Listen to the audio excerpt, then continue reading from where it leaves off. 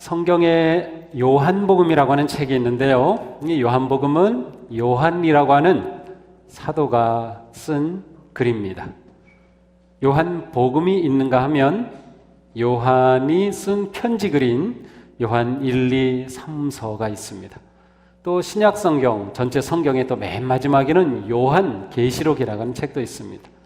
이 요한은 참 예수님과 아주 가까이 지냈던 사람, 보통 요한을 표현할 때 예수님의 심장 소리를 들으면서 지냈던 사람으로 이렇게 설명할 정도로 아주 예수님과 친밀한 교제를 나눴던 그러한 사람이에요. 그래서 그런지 이 요한복음에는 아주 따스한 이야기들, 심장이 뛰는, 가슴이 뜨거워지는 그러한 이야기들이 많이 있어요. 또한 그러한 예수님의 말씀들을 이 요한이 잘 기록해 놓았습니다. 오늘 요한복음 15장에 나오는 이 말씀을 읽다 보면 저절로 그림이 그려집니다. 그 그림 가운데는 아주 멋있는 포도나무 한 송이, 포도나무 한 그루가 이렇게 보입니다. 하기야 포도나무는 한 그루만 따로 키우지 않고 포도원에서 이렇게 많이 키우지만 정말 실한 그러한 포도나무가 보입니다. 예수님이 말씀하십니다. 나는 포도나무다. 너희는 가지이다. 너희가 내 안에 거하고 나의 말이 너희 안에 거하면 그것이야말로 하나님이 주시는 놀라운 복의 세계라고 말씀하셔요. 예수님이 나는 포도나무다라고 말씀하실 때 우리는 자칫 예수님을 포도나무 줄기 하나로만 생각합니다. 그리고 나는 가지, 그래서 그 줄기에 가지가 붙어서 열매를 맺는 그림을 그리는데 예수님은 나는 포도나무 줄기라고 하지 않으셨고 포도나무 전체라고 했어요. 예수님은 포도나무다. 그러므로 성도는 가지이지만 혼자서 존재하는 것이 아니라 포도나무 전체를 이루는 공동체로 존재합니다. 성도는 혼자 살아가지 아니하고 관계 속에서 살아갑니다. 많은 관계, 가족 관계, 직장, 학교에서는 친구들, 많은 관계 가운데 살아갑니다. 이 모습이 포도나무 전체를 그려주고 있어요. 그러니까 예수님은 나는 이 포도나무 전체와 같다고 말씀하셔요. 사도행전 9장에 가서 보면 사도 바울이 어떻게 예수님을 만나는가 하는 이야기가 나옵니다.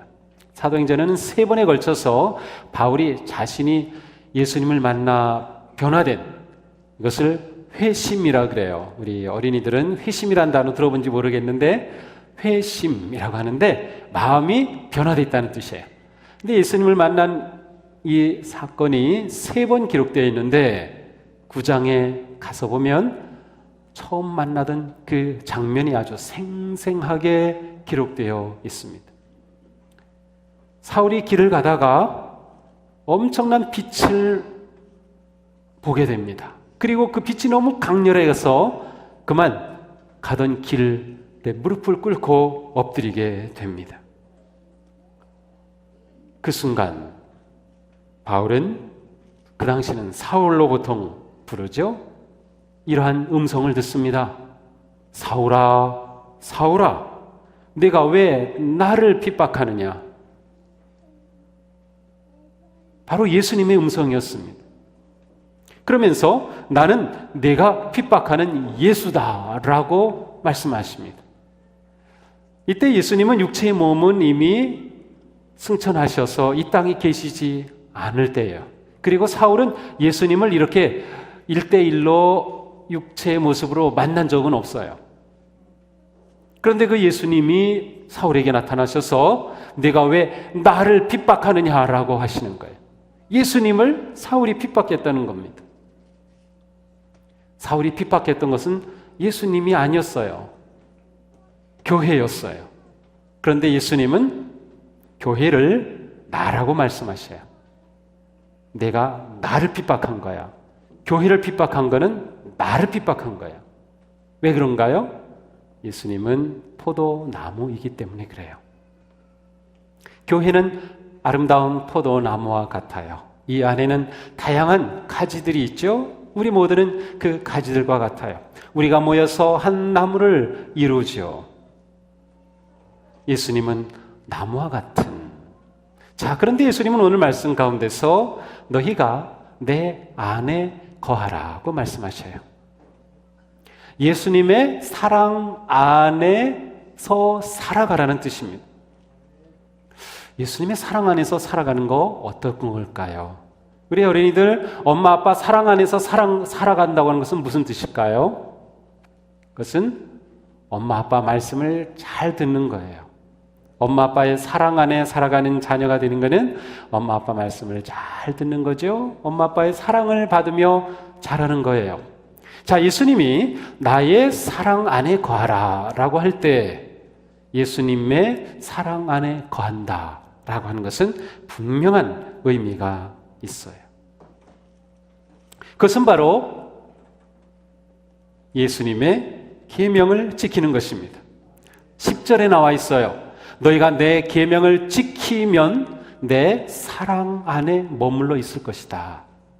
자, 예수님은 공동체인 성도들에게 너희는 내 몸을 이루고 있다. 내 몸을 이루고 있는 너희가 내 사랑 안에 거해야만 한다. 내 사랑 안에 거해야만 마치 가지가 양분을 빨아서 열매를 맺듯이 너희가 열매 맺는 삶을 살 수 있다. 그런데 어떻게 사랑 안에 거하나요? 바로 계명을 지키는 겁니다. 너희가 내 계명을 지키면 그것이 바로 내 사랑 안에 거하는 것이다 라는 것이. 그러면 예수님의 계명은 또 무엇일까요? 예수님이 말씀하신 게 굉장히 많아요. 그런데 예수님이 주신 계명에 대해서 12절에서 또 말씀합니다. 내 계명은 이것이다. 내가 너희를 사랑한 것 같이 너희도 서로 사랑하여라. 되게 쉽죠? 복잡한 게 하나도 없어요. 나는 포도나무다. 너희는 가지다. 너희가 가지로 살아가기 위해서는 내 사랑 안에 거해야 한다. 내 사랑 안에 거하는 것은 내 계명을 지키는 것이다. 내 계명을 지키는 것은 곧 너희가 서로 사랑하는 것이다. 예수님은 요한복음 13장에서 이미 사랑에 관해서 아주 귀한 말씀을 주셨습니다. 이제 나는 너희에게 새 계명을 준다. 서로 사랑하여라. 내가 너희를 사랑한 것 같이 너희도 서로 사랑하여라. 너희가 서로 사랑하면 그것으로 모든 사람이 너희가 내 제자인 것을 알게 될 것이다. 예수님의 사람의 특징을 뽑으라면 그것은 사랑하는 삶이에요. 너희가 서로 사랑하면 다른 사람들이 보고 저 사람들은 예수 믿는 사람들이구나 라고 말할 것이라는 거예요. 왜냐하면 그 사랑이 아주 특별하기 때문에. 예수님은 이 사랑을 가리켜서 새 계명이라고 말씀하셔요. 내가 새 계명을 준다. 너희가 서로 사랑해라. 자, 그러면 서로 사랑하라는 게 정말 새 계명일까요? 예수님 전에는 말씀한 분이 아무도 없을까요? 그렇지 않아요. 구약 성경에서도 가서 보면 하나님을 사랑하고 이웃을 사랑하라는 말씀이 많이 있어요. 그러면 예수님은 왜 서로 사랑하라고 하는 말씀을 새 계명이라고 말씀하셨을까요? 새 계명이게 한 것은 무엇일까요? 그것은 바로 내가 너희를 사랑한 것 같이라고 하는 표현입니다. 이전에도 사랑하라는 말은 많이 있었어요. 서로 사랑하라 많이 있었어요. 다른 종교에서도 자비로운 삶, 사랑하는 삶을 가르쳐요. 다 좋은 말씀이지요. 그런데 예수님이 너희가 서로 사랑하라 할 때 새 계명인 이유는 내가 너희를 사랑한 것 같이 사랑해야 되기 때문에. 예수님이 우리를 어떻게 사랑하셨죠? 그것은 바로 십자가에서 돌아가심으로 우리의 죄를 대신 죄값을 지불해 주신, 자신의 목숨까지 버리신 사랑으로 사랑해 주셨기 때문에 그 사랑은 이전에도 이후에도 전무후무한 사랑이었어요. 그 사랑을 통해 하나님의 사랑이 우리에게 완전하게 확실하게 나타났어요. 그래서 이 사랑은 새 계명인 거예요. 우리는 예수님으로부터 새 계명을 받았어요. 예수님이 우리를 사랑하신 것처럼 우리도 사랑하라는 계명이에요. 우리 여기 있는 우리 어린이들, 가족들이 명절 맞아서 모이니까 너무 좋죠? 정말 좋아요. 맛있는 음식도 해먹고 이야기도 하고 보고 싶었던 친구들도 친척들도 보고 만나고 그래요. 그런데 불행하게도 신문에 보니까 가족들이 제일 많이 싸우는 날이 오늘이래요. 가족들이 대판 싸우는 날이 추석 명절 때래요. 혹시 여러분 엄마 아빠 싸우고 막 그래요? 할아버지 할머니 보고 막 싸우고 그랬어요 혹시? 야, 큰일 났네 이거. 왜 그럴까요? 네, 뭐 이유가 있겠죠. 오랜만에 만났으니까 그동안 가지고 있던 얘기 하다 보니까 막 싸우는지도 모르겠어요. 또 그렇게 또 가족이니까 마음이 편해서 싸울 수 있는지는 모르겠는데, 그런데 예수님께서는 서로 사랑하는 것이 예수님을 믿는 사람들의 삶의 방식이라고 말씀하셨어요. 자, 우리 가족 가운데 예수님 믿지 않는 가족들이 많이 있을 수 있어요. 또 다른 종교를 믿는 그러한 가족이 있을 수도 있어요. 그렇지만 명절이 되면 다 같이 모이죠. 같이 모여서 같이 음식도 해먹고 또 제사상을 차리는 분들도 있고 제사를 지내기도 하고 그래요. 우리 그리스도인들은 제사를 지내지는 않아요. 그렇지만 제사를 지내는 것보다 더 깊은 의미를 가진 추도 예배를 드려요. 부모님의 은혜를 생각하고 부모님의 그 뜻을 기리면서 가족이 함께 모여서 예배도 드려요. 그런데 그렇게 가족들이 많이 모였을 때 나는 예수 믿는 사람이다 라고 하는 것을 어떻게 가장 잘 드러낼 수 있을까?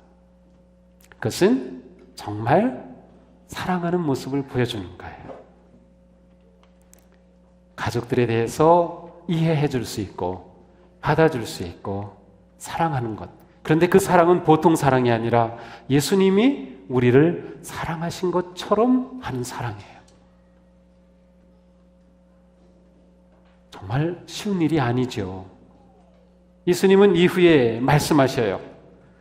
내가 너희를 사랑한 것 같이 사랑하라 라고 말씀하신 예수님은 사람이 친구를 위하여 목숨을 버리면 이보다 더 큰 사랑은 없다. 내가 너희에게 명한 것을 다 행하면 너희는 내 친구다. 자, 예수님은 친구가 자기 친구를 위해서 목숨을 버리면 그보다 더 큰 사랑이 어디 있겠어요.